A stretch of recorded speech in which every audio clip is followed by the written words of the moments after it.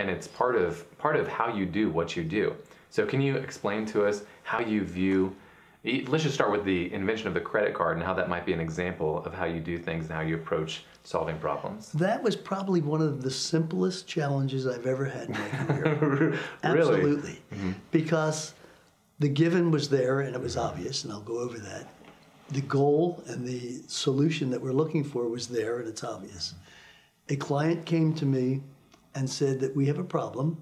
The problem is our process is too slow. And I said, okay, tell me about the process. And they said, in the credit business, there are a lot of poor credit risks, and we have a long list of that. Okay, I get that. And we are totally dependent at the point of sale on the merchant to not risk the credit and that risk with people that are considered negative accounts. So the burden is on the merchant not to issue credit or complete a sale. Wow. So that's a basic, simple problem. You have a given, which is poor credit lists, and that's a given which the credit card companies would produce a massive book every month of those questionable accounts. Oh, gracious, yeah. Then you have a merchant who's responsible not to issue credit to those people, and he has to go through this long list. Oh my, I can't even imagine flipping through a list to try to figure that out. Chronologically, they were in order. So that's that's a tremendous burden on time, and it slows the process down. And at holiday time, it's almost impossible. Yeah. So now I figured, okay, what is the solution? What is the journey? The journey is to take that list and put it in some sort of memory bucket. And put it into a memory bank or a bucket, however you want to classify it. And then give the merchant, on the other term, give him the ability to query that information. And that starts out in the form of a little keypad. Yeah. So now you've solved the problem of rapidly checking credit by putting all those bad credit numbers into an account bucket or a memory system, and then giving a tool to the merchant to key in to query that information. Along that journey, now you can come up with all kinds of other inventive ideas and interesting little things to sweeten up the whole operation.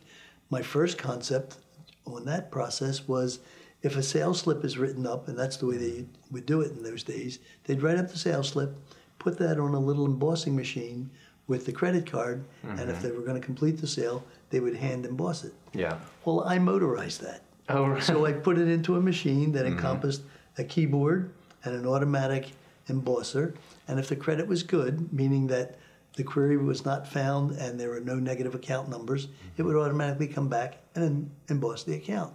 It would emboss the card. So it was automating a process that was very simply solved by just giving a tool to the merchant and putting the information into a memory bank. And then that moved along, and then a few months later, as I was working on the project, I was thinking of other enhancements. Well, what would speed it up?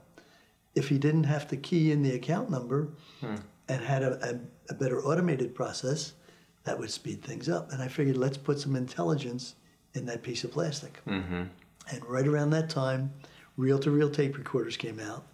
And because I'm constantly learning something new every day, and I was aware of, a tape recorder, and how does that work? Well, it has music and information stored on a piece of tape, and it has motors that moves the tape by, so it continuously plays music. I understood that very well. And all I said to myself was, why can't I take a portion of that and incorporate that on the plastic card?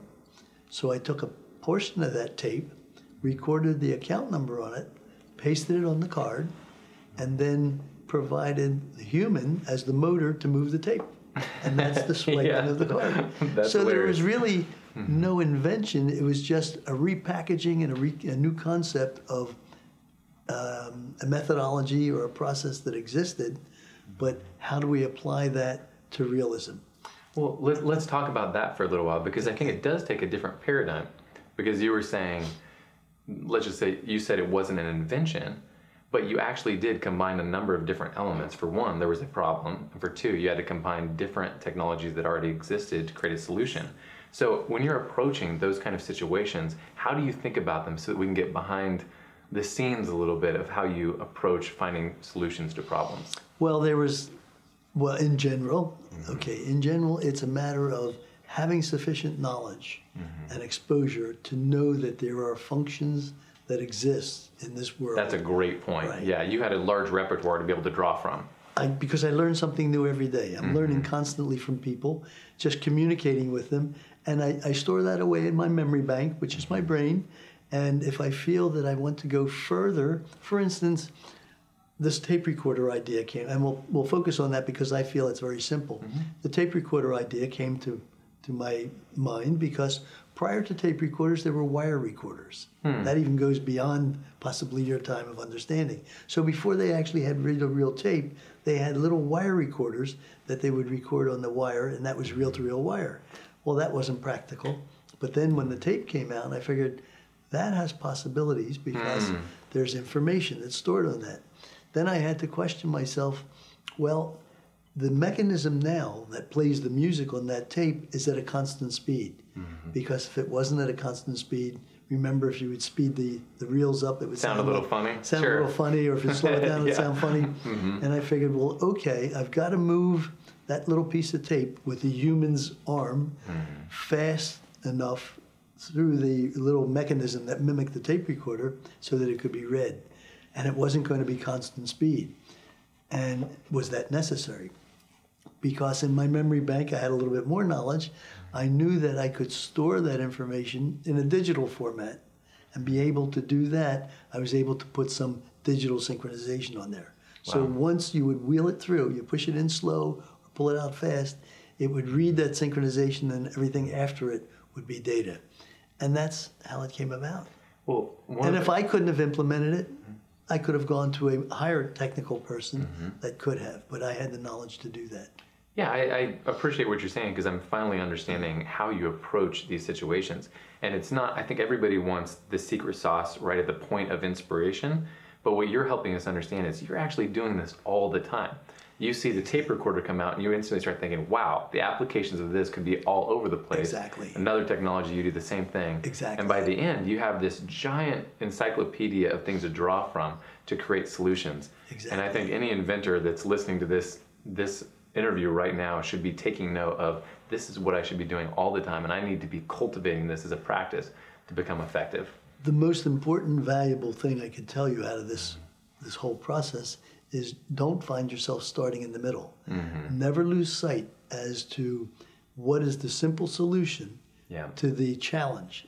And the simple solution to the challenge was take that information that's already generated, which is negative account numbers, and make it easy for the point of sale. And this was the first point of sale system, by the way. Oh, wow. That's take a device at the point of sale and make it speed up the process. And that was the solution that we're looking for. The credit was being checked even before this invention because the numbers existed and the merchant was there to check against those numbers. It was a very slow process. And it had to be automated. And the automation was give him the necessary tools to do the same function with a degree of automation instead of manually. I really like that. And your paradigm helps me understand so much more. For one thing, when you see things that are sluggish or aren't working effectively or have pain points, that's where you can focus on to create solutions. And I've never quite understood that before, where you had a simple problem. You came to the person and you said, what's your problem? Exactly. You know, what's your issue? Exactly. And then from your background, you could say, okay, I can solve that. I can find a creative solution using as many things as I need to solve it. Well, and then in addition, when I was in the journey, part of the journey was now solving the problem of putting smarts in that plastic card. Along with that journey, after I saw that the possibility of just emulating or mimicking the tape, the recorder process, I graphically represented it in a flow chart, and then I found the what if. And the what if was, now, what's the magnetic strip? How long will it last? What's the longevity of this? What's the probability of something being pirated? And when I looked at this carefully, I said, this is a great idea because it doesn't require energy. It doesn't require energy. So if there's no energy on the tape, in other words, the energy is in the human moving that piece of tape and in the device to sense the tape. So there's no energy in the tape whatsoever. So it can't be pirated. It can't be scanned because it doesn't radiate. Yeah. And that was something, that's why we still have longevity in the tape since 1966 when I invented that. That is really amazing. But again, it's just logically thinking as to what are the benefits.